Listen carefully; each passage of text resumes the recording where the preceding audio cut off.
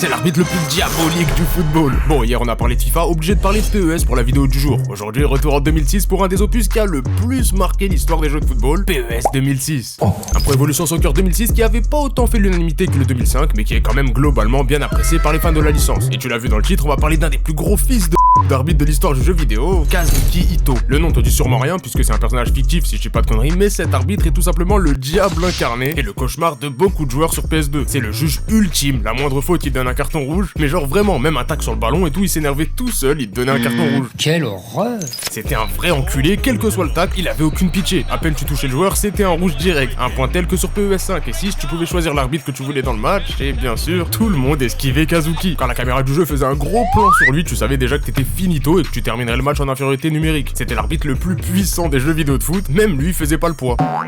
Il y a même des mecs qui finissaient par perdre le match par forfait tellement ce bâtard il avait exclu trop de joueurs de l'équipe. Trop relou, trop relou. Bon, dans cette vidéo j'ai critiqué mais au final il a marqué tous les joueurs de PES. Kazuki Ito ça reste une légende du jeu et je pense même que Konami a volontairement déséquilibré son jugement pour qu'il nous reste en tête des années après et qu'on se dise que